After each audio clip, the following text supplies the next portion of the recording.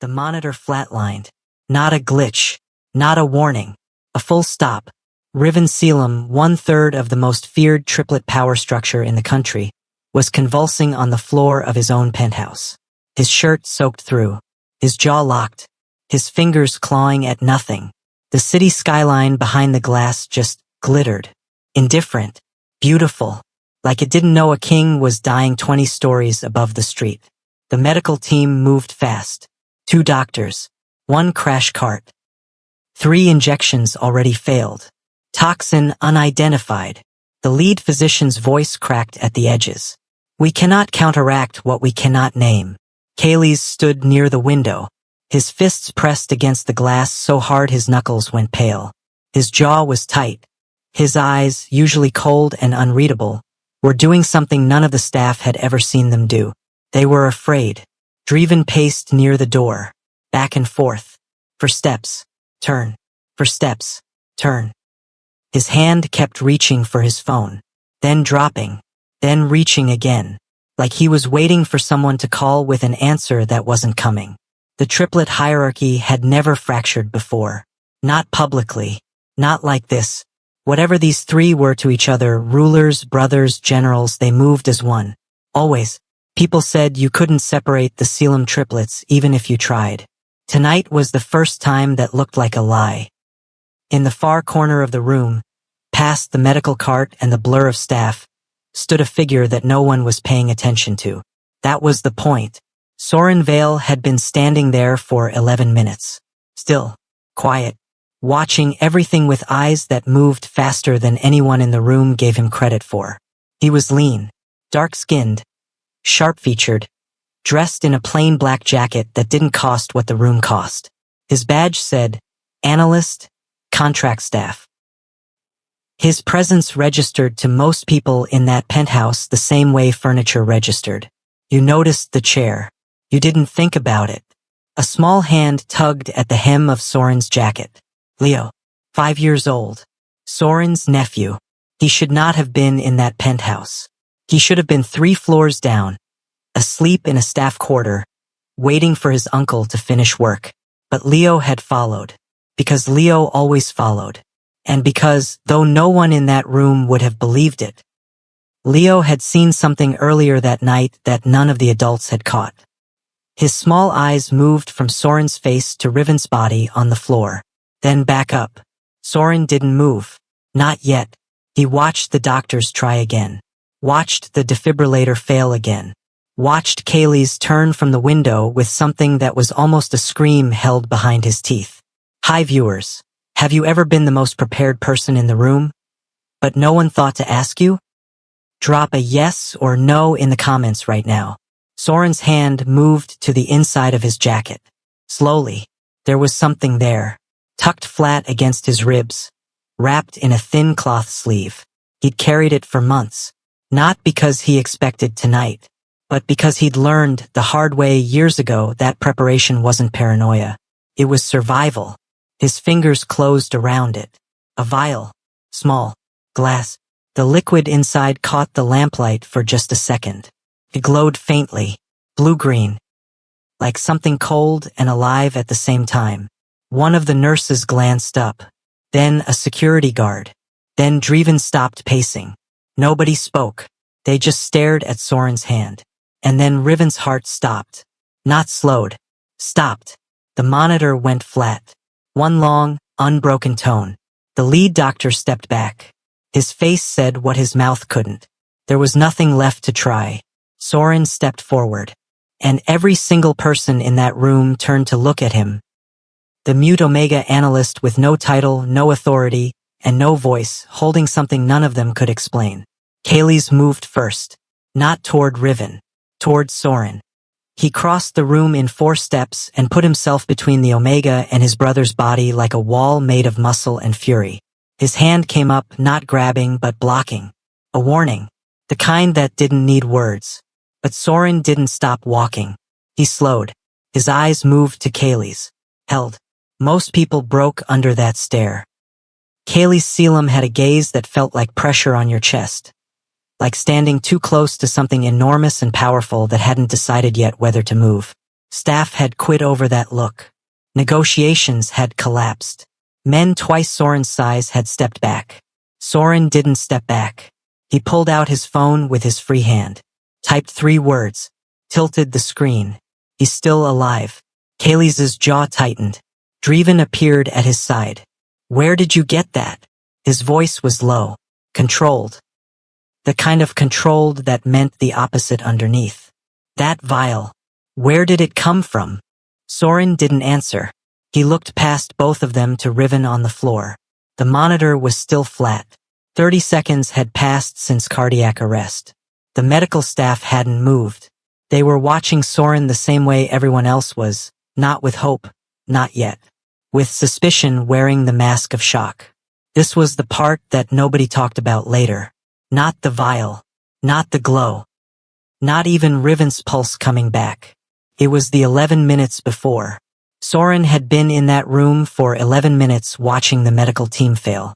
He'd seen the injections, counted the attempts, read the lead physician's body language, the way he stopped announcing options and started announcing results. That shift, that specific shift, that's when a doctor stops treating and starts managing. Soren had recognized it in under 30 seconds, because he'd seen it once before, 3 years ago. Different room, different city, different person on the floor.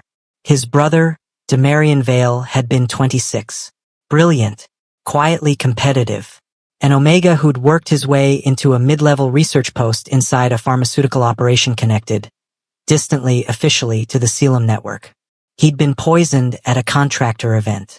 The toxin was listed in his file as cause undetermined.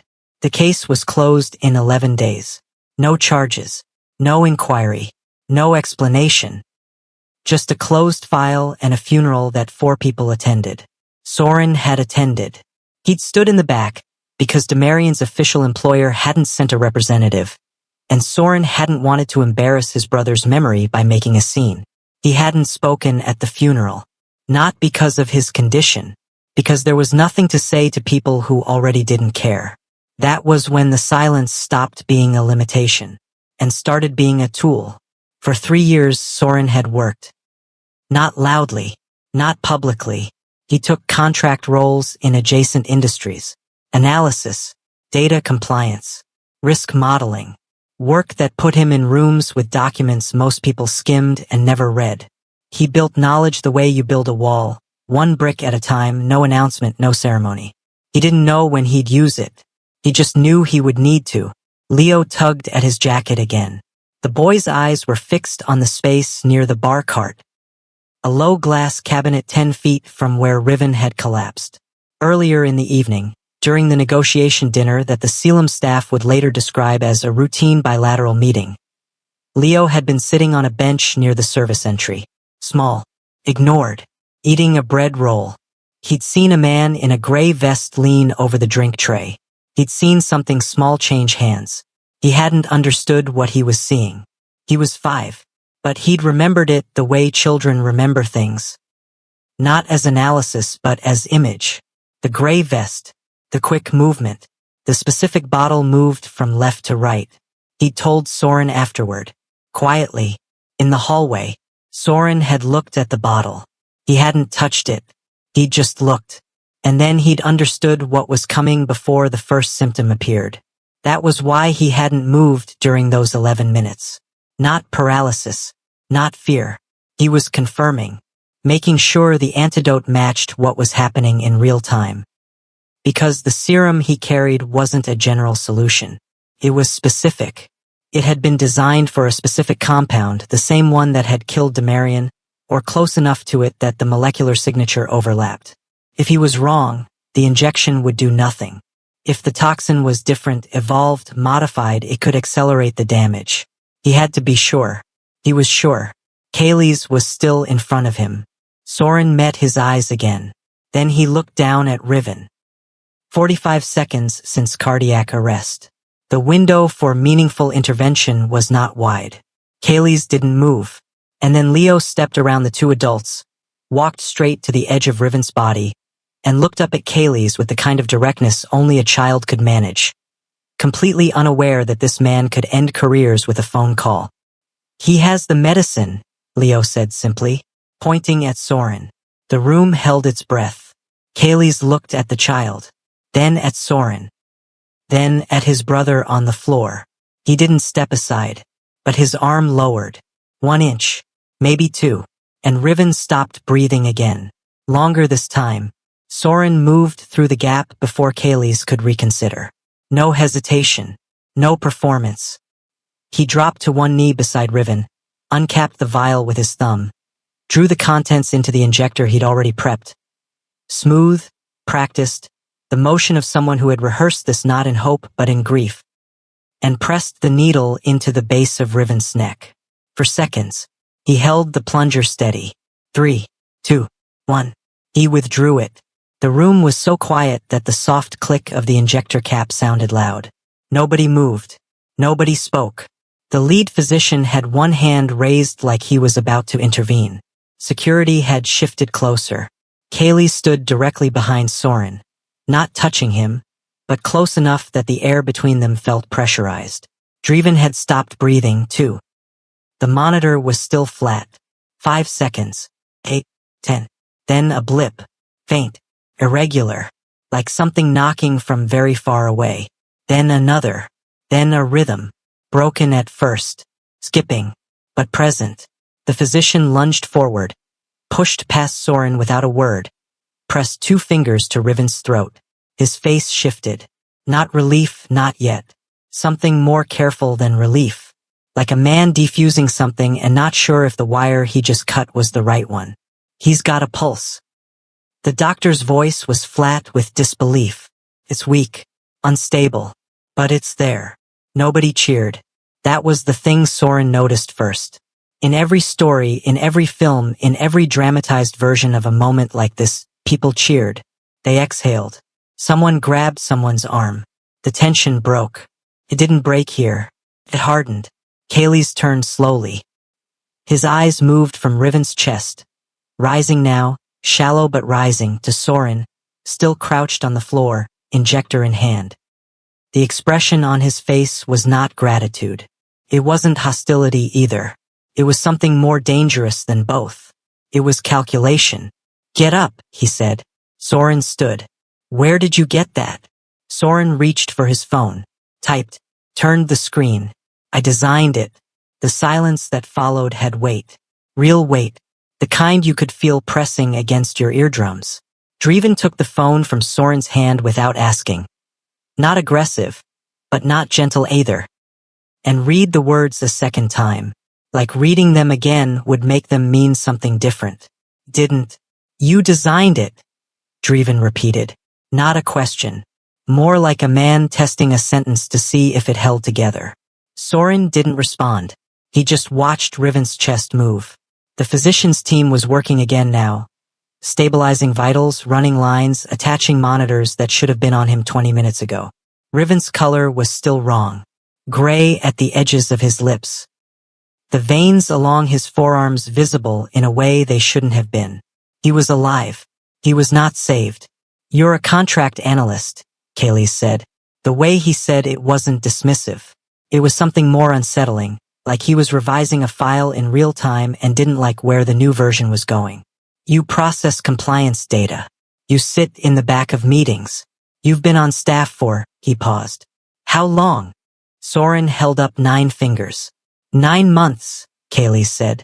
Soren nodded. "And in 9 months, you designed a compound that our entire medical division couldn't identify in 40 minutes. Soren didn't answer. There was nothing to answer. The math was the math. Driven handed the phone back. "Who else knows about this?" Soren typed. "No one." Driven looked at Kaylee's. Something passed between them, wordless, fast, the shorthand of people who had communicated this way their entire lives. Soren caught it. Read it the same way he read everything. Not as feeling, but as information. They were deciding something. Not whether to thank him, whether to trust him. Those were different calculations. The physician stood, peeled off one glove, and turned to face the room. "His vitals are returning. The compound, whatever it was, appears to be metabolizing the toxin. He paused. Then, but I need to be direct. This is stabilization. It is not resolution. The toxin was engineered specifically for alpha physiology. Targeted. Precise. Whatever Mr. Vale introduced is slowing the process, not reversing it. The doctor looked at Soren. There's more to this serum, isn't there? Soren met his eyes and didn't answer.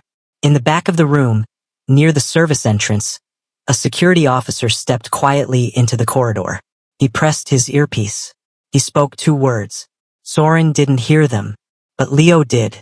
The boy's head turned. His small face went still in the way it went still when he was recording something, not processing, just storing. The way he'd stored the gray vest and the switched bottle. Nobody was watching Leo. Nobody ever was. On the floor, Riven's fingers moved. Slow. Searching. They found the edge of Soren's shoe and stopped there. Not a grip. Not a reach. Just contact. Like something in him, below consciousness, below language, below everything the doctors were monitoring, already knew who had pulled him back. Nobody in that room acknowledged it. But Driven saw it. And from somewhere outside the room, from the corridor, from behind the door that the security officer had just stepped back through, came a voice, low and deliberate. Detain him. Quietly. They didn't use handcuffs. That was the detail that told Soren everything he needed to know about how the Selim brothers operated. A lesser organization would have grabbed him, pushed him against a wall, made it visible, made it loud, power performing itself for the room. Instead, 2 men simply appeared on either side of him. Close enough, positioned enough. The message was clear without a single word spoken. You are not free to leave. Soren didn't resist. He stood where he was and waited. Kaylee's pulled a chair from the edge of the room and set it down in front of Soren. He didn't sit in it. He stood behind it with both hands on the back, and he looked at Soren the way a man looks at a locked door he needs to open and can't quite figure out the mechanism. Explain it, Kaylee said. The serum. How it works. Why you had it. What's in it. Soren took his phone. Typed slowly. Deliberately. The compound targets a specific metabolic pathway that only activates under a synthetic toxin introduced in the last 8 years. I identified the pathway from a prior case. I built the serum as a contingency. It is not complete. Kaylee's read it. Read it again. Not complete. Soren shook his head. What does not complete mean in practical terms? Soren typed. It slows the toxin. It does not destroy it. Full neutralization requires a second stage. And the second stage? Soren looked at him. Then typed. Slower this time. I'll explain the mechanism. Not the formula. The room shifted. It was a small change. A degree or 2 in the temperature of the space, but everyone felt it. Because what Soren had just done was not the behavior of someone being detained. It was the behavior of someone negotiating. Driven stepped forward. You're in no position to. Kaylee's held up one hand. Driven stopped. Soren watched that. Filed it. Fine, Kaylee said. The mechanism. Soren typed for almost a minute. The 2 men beside him didn't move. When he finished, he handed the phone to Kaylee's directly, not to a guard, not through an intermediary. To Kaylee's. Kaylee's read. His expression didn't change, but his grip on the phone tightened.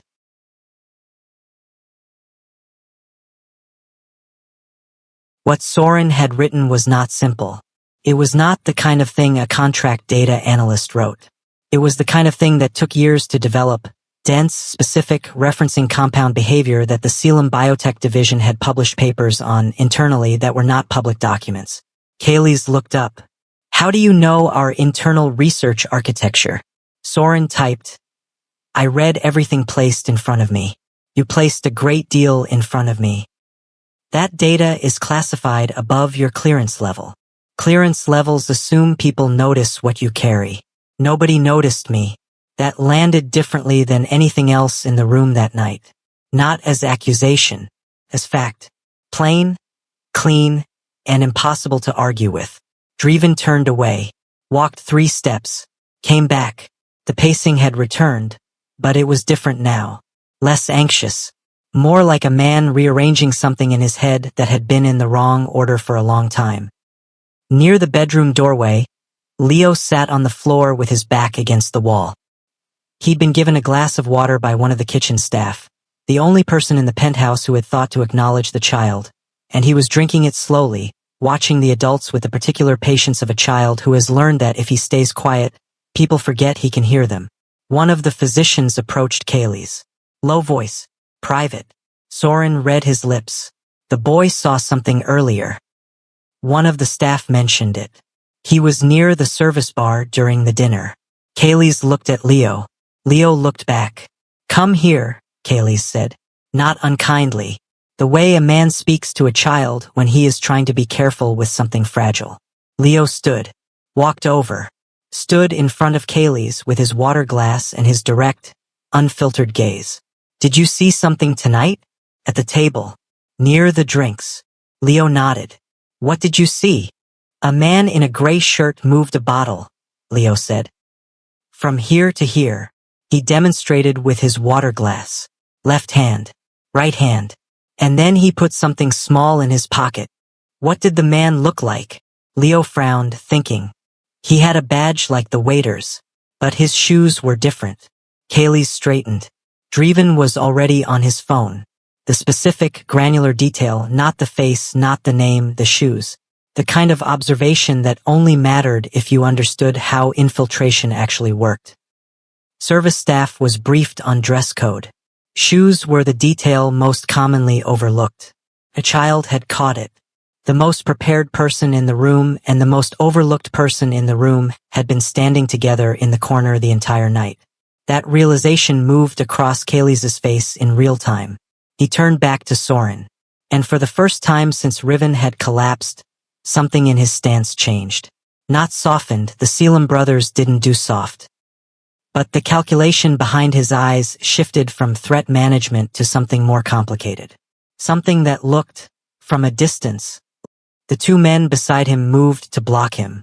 And across the room, on the bed, Riven's back arched. It wasn't dramatic. That was the worst part. No convulsions this time. No alarm.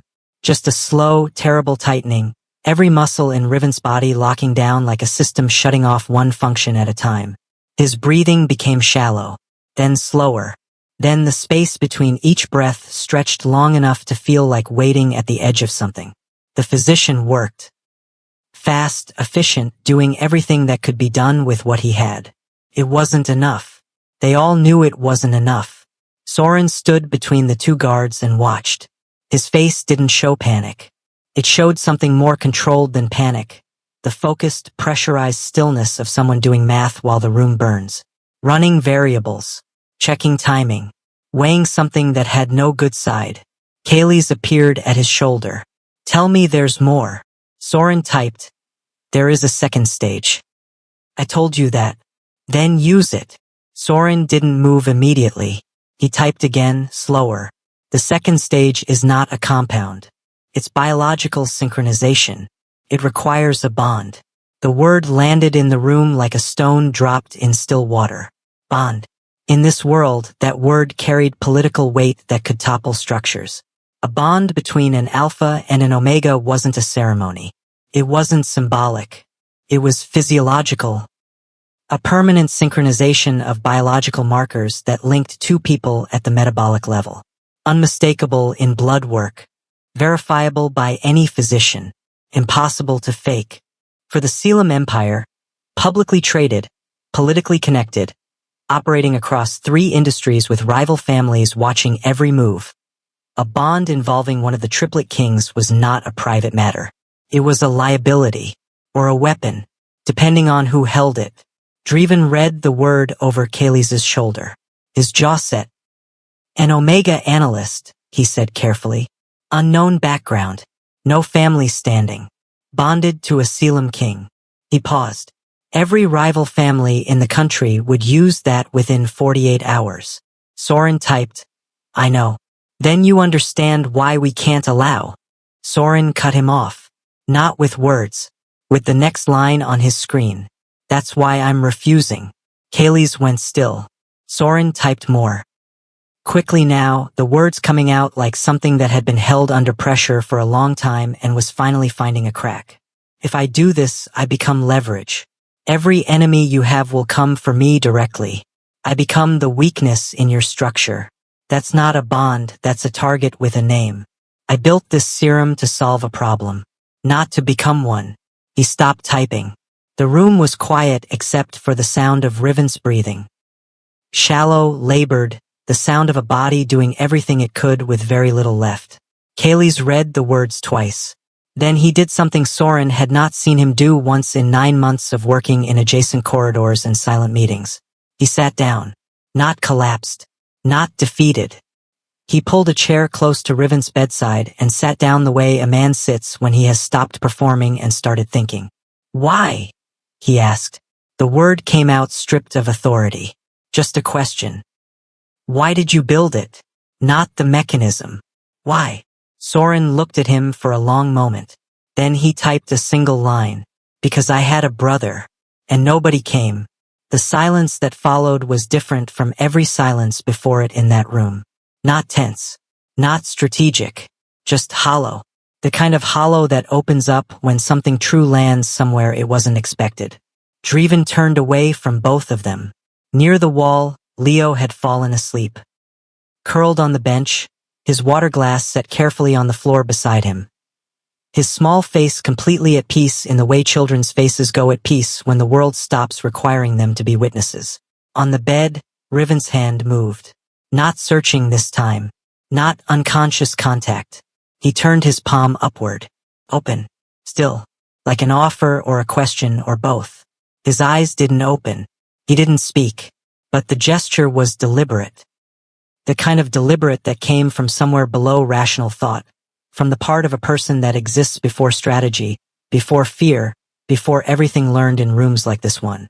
Soren stared at that open hand. And typed, not to Kaylee's, not to Driven, but to no one in particular, like a confession that needed to exist somewhere outside himself. The serum was never meant for him. Kaylee's looked up fast. What does that mean? Soren typed. It means I built it for a different alpha. Someone I thought would need it. Someone who got killed before the threat arrived. He paused. Let that sit.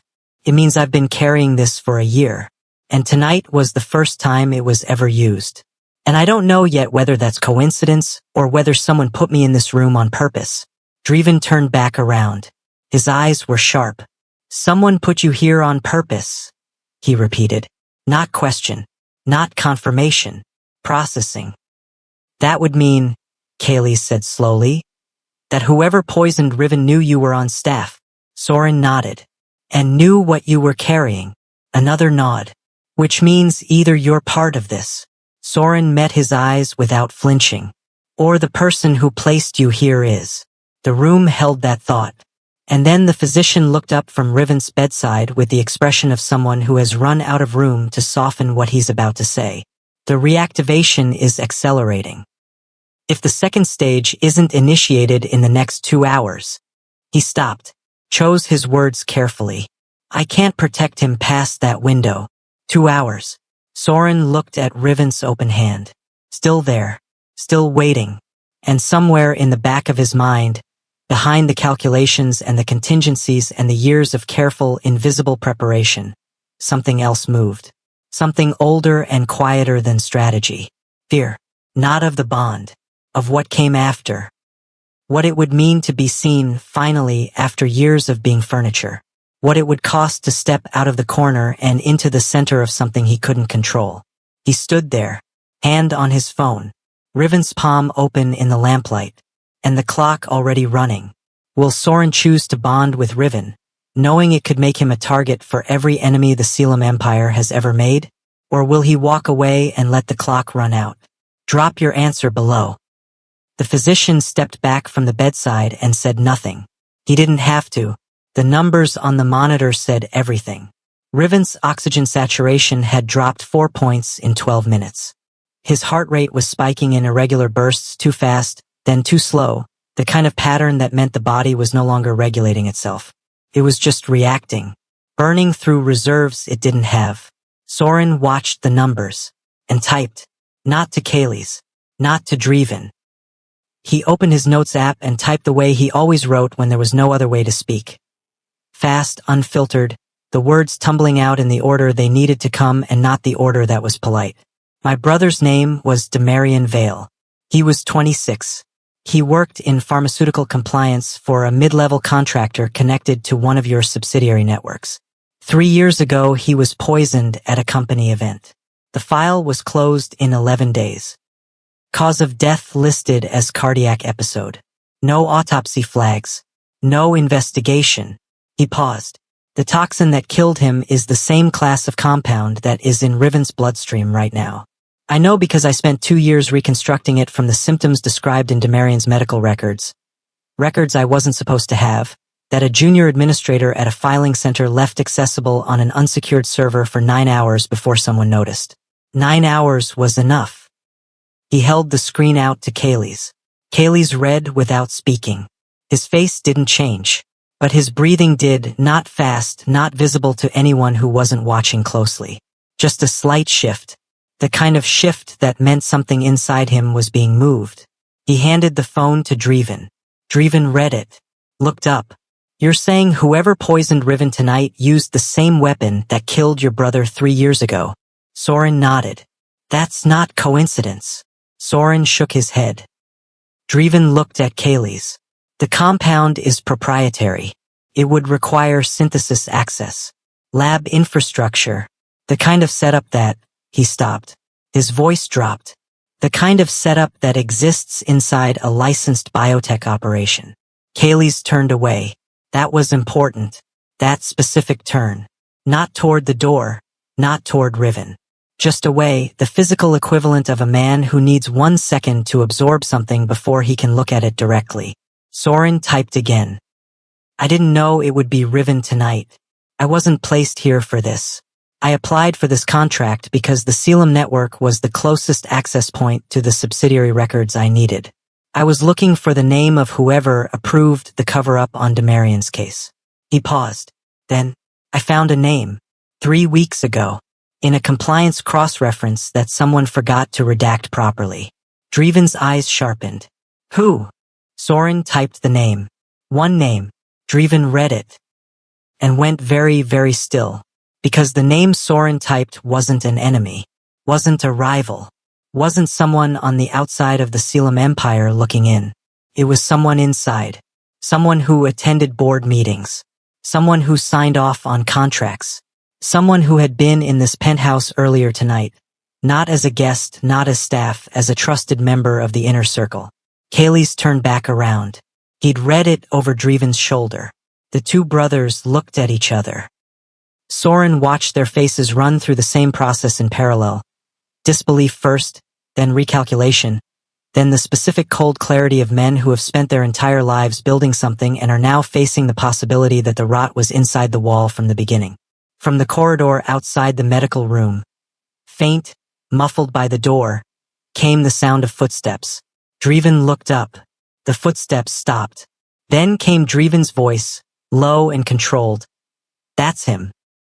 He's in the corridor right now. Nobody moved for 3 full seconds.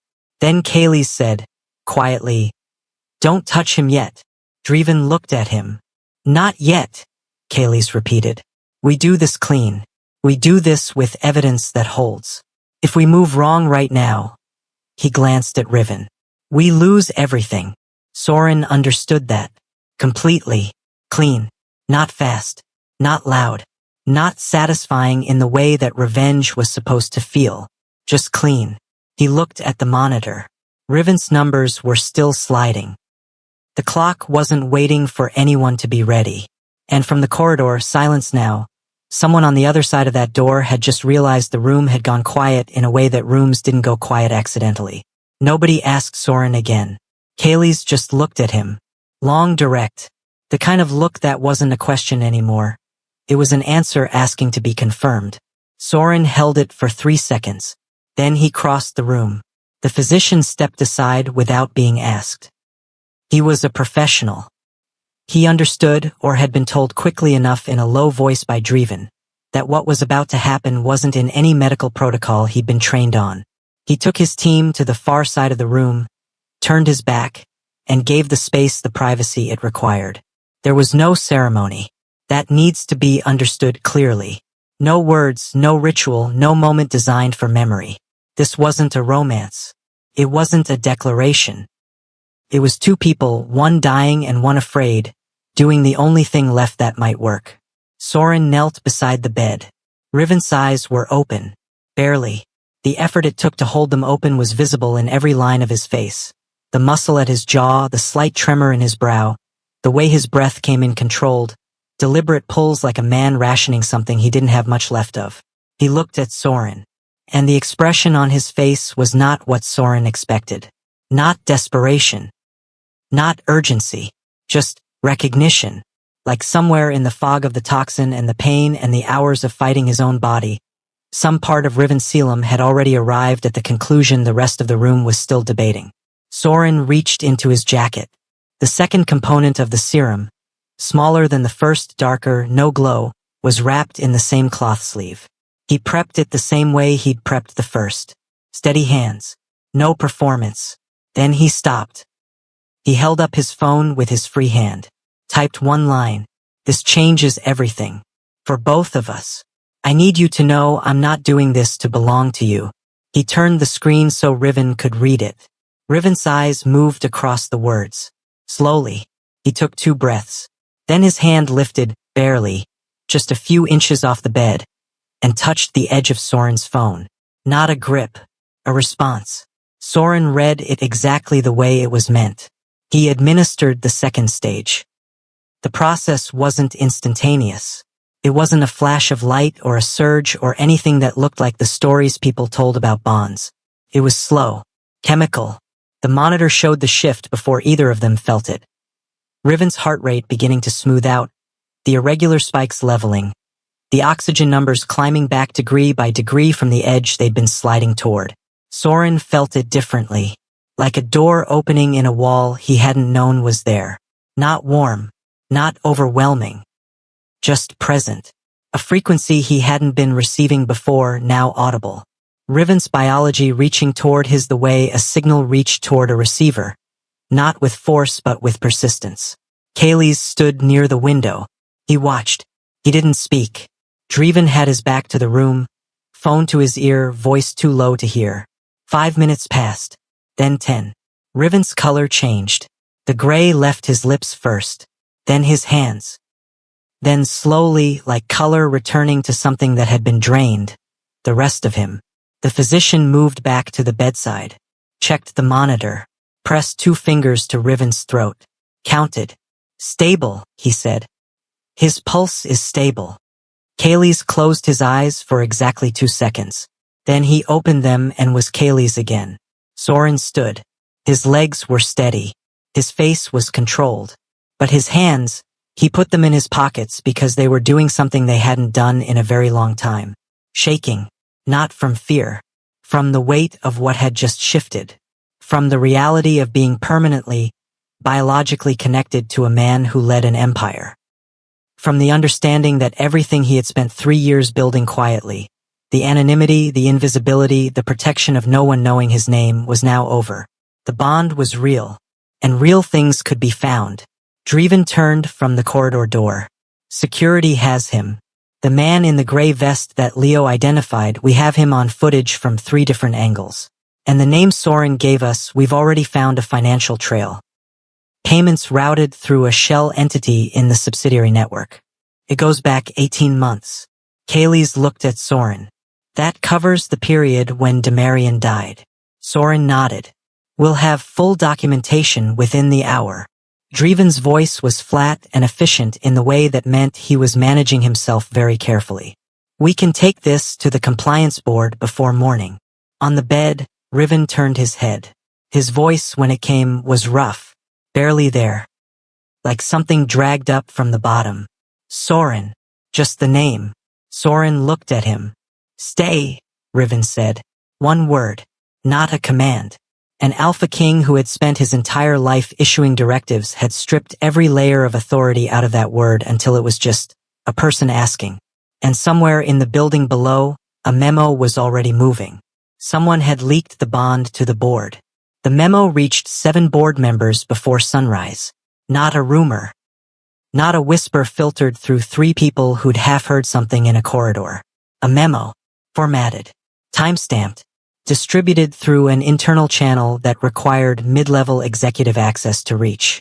It said, in precise corporate language, that King Riven Selim had entered a biological bond with a contractier Omega analyst. Unnamed, unranked, unvetted by family standing, during a medical emergency the previous evening. It recommended the board convene an emergency session. It recommended, in the final paragraph, a review of the Omega's continued placement within the organization pending a full background evaluation. Background evaluation. That was the language they used. What it meant was simpler than that. It meant, find a reason. Soren read a copy of the memo on a tablet that Driven handed him without comment at 6 in the morning. He was sitting in a chair in the corner of the medical room. Same corner he'd occupied the night before, as if the room had assigned him a position and he hadn't yet decided to challenge it. He read it twice. Then he set the tablet down on the chair arm and looked at the window. The city was doing what cities did at this hour. Coming back to life, indifferent to everything that had happened above it overnight. The skyline that had glittered cold and uncaring while Riven seized was now just pale gold and gray in the early light. Normal. Unimpressed. Soren had expected this.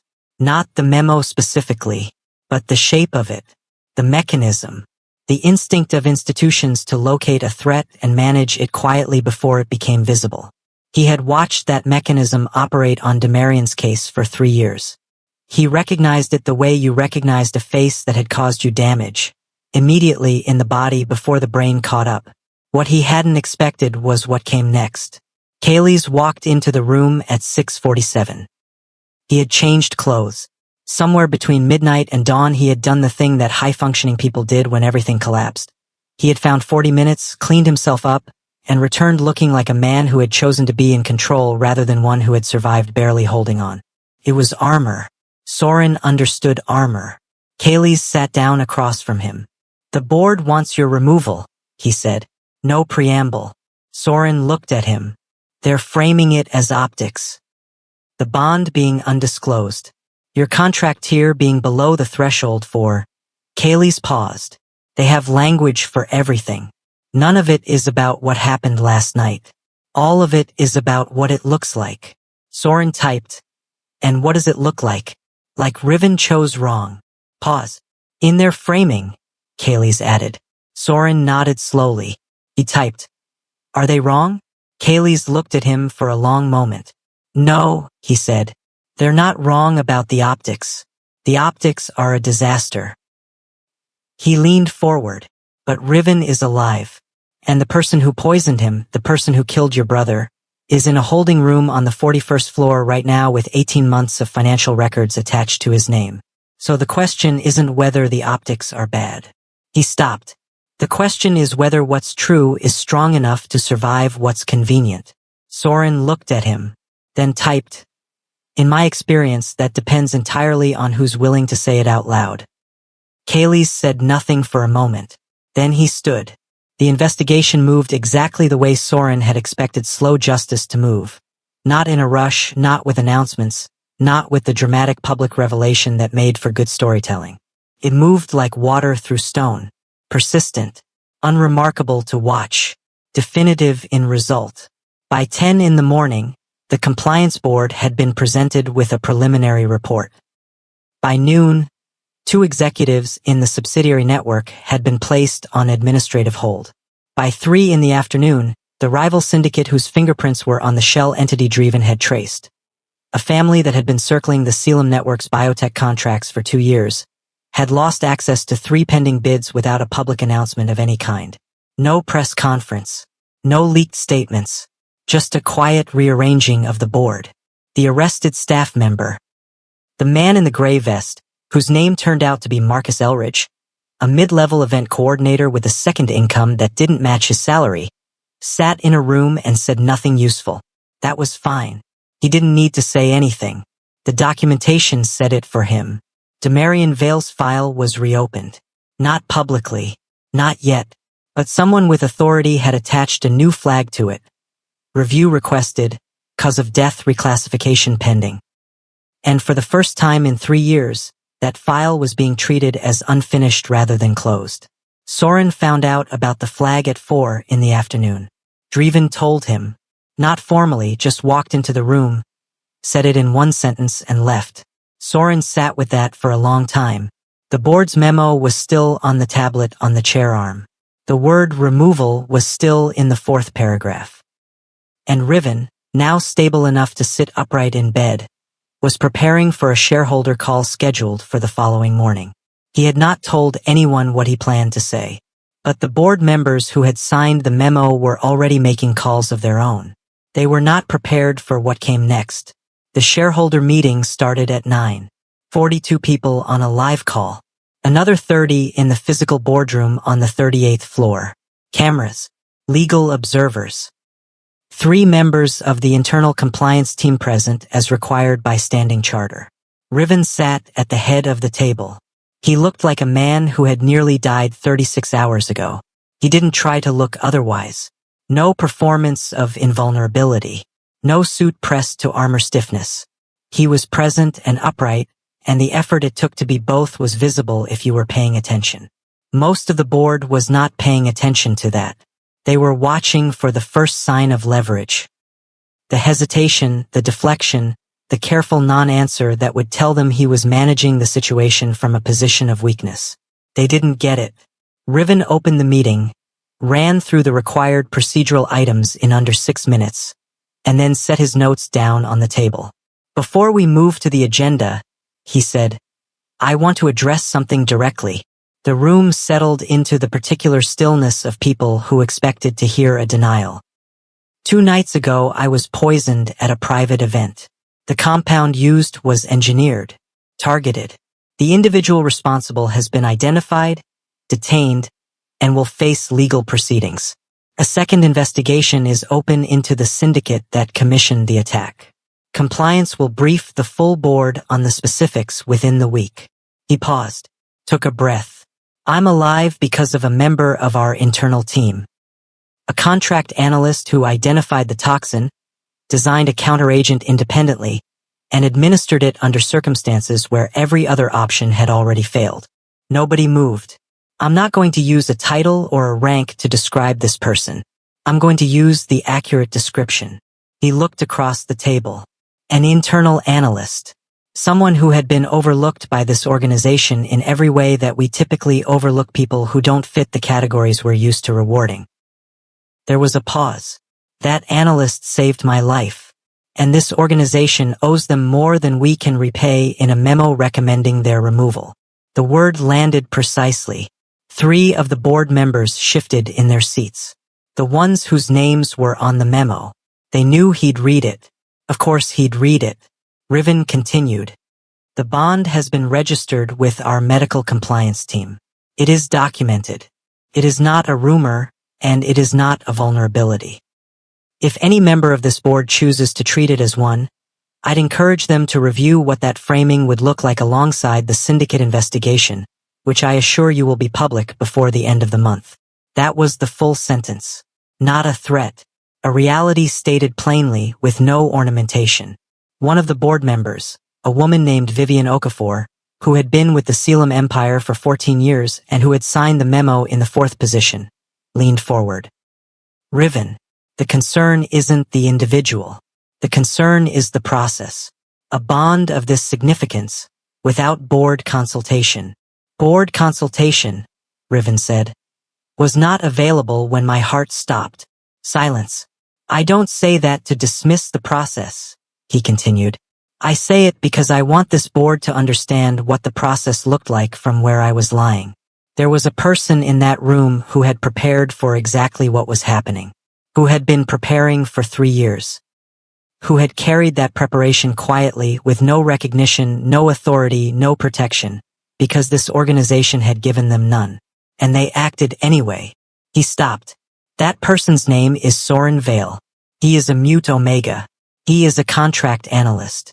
He is not from a family you would recognize.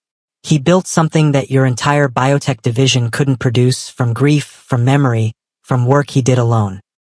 And the first instinct of this board when they found out was to ask how to remove him. Pause. I want that instinct noted. I want it on record. Not to punish anyone in this room, but because the organization we are going to be going forward cannot operate on that instinct. Cannot survive on that instinct. One of the cameras blinked. Nobody spoke for a long moment. In the back of the room, standing near the door. Because Kaylee's had told him it was his choice whether to be present or not, and he had chosen to be present, and he had chosen the back. Soren stood. His hands were in his pockets. His face was still. Someone on the shareholder call, a voice without a face, asked, "Will the Omega remain in the organization?" The room held, and Riven, without looking toward the back of the room, without making it a performance, said, "Yes, in a role that actually reflects what he's capable of. That's already in process." He said it the way someone says something that has already been decided. Not a debate, not an offer, a fact. Soren exhaled once. Slow, controlled. The board moved on to the agenda. But the memo was already irrelevant. 3 weeks later it was raining. Not a dramatic rain. Not the kind that announced itself with thunder and made a point. Just a steady, ordinary afternoon rain that streaked the penthouse windows and made the city below look soft and slightly out of focus. Soren was at his desk. An actual desk now. In an actual office, small, windowless, exactly what he had asked for, which had confused the facilities team briefly before they stopped asking questions. The space was clean. Minimal. A monitor, a lamp, 2 notebooks, a coffee that had gone lukewarm. On the monitor, a new project brief.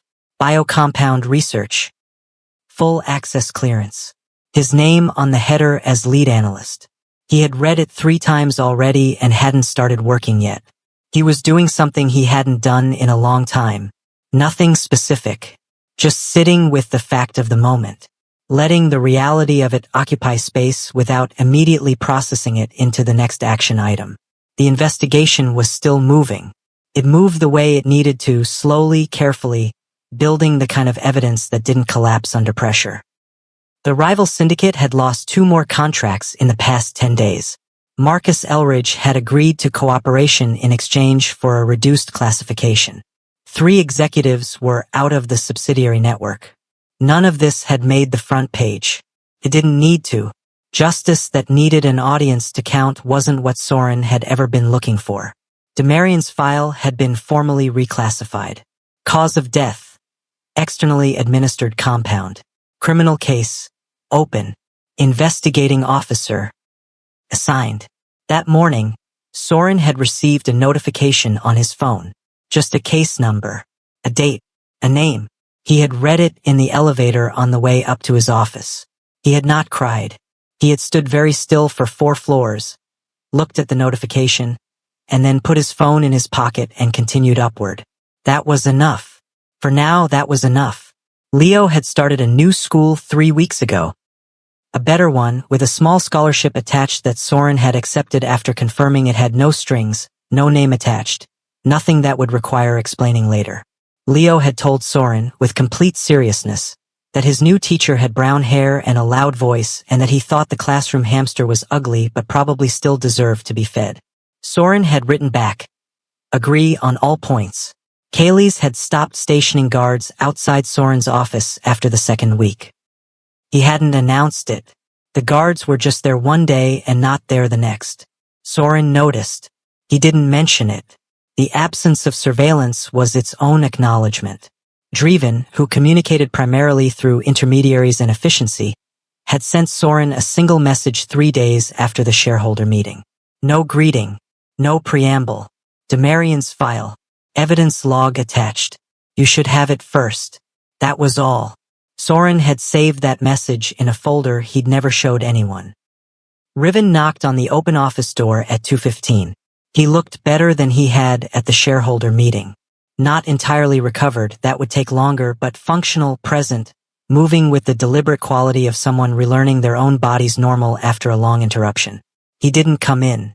He leaned on the doorframe, looked at the desk, at the project brief on the monitor. You haven't started it, he said. Soren looked up. Typed, I was thinking. About what? Soren considered. Then typed. About the fact that I spent 3 years being invisible in every room I walked into. And how that was the only reason any of this worked. And whether, now that it doesn't work that way anymore, I'm gonna have to figure out who I am when people can actually see me. Riven read it. He was quiet for a moment. Then he said, You figured out who you were a long time ago. The rest of us just took longer to catch up. He straightened. Looked at the rain on the window behind Soren's desk. The biocompound brief is yours. No oversight committee. Just you and your methods and whatever you need.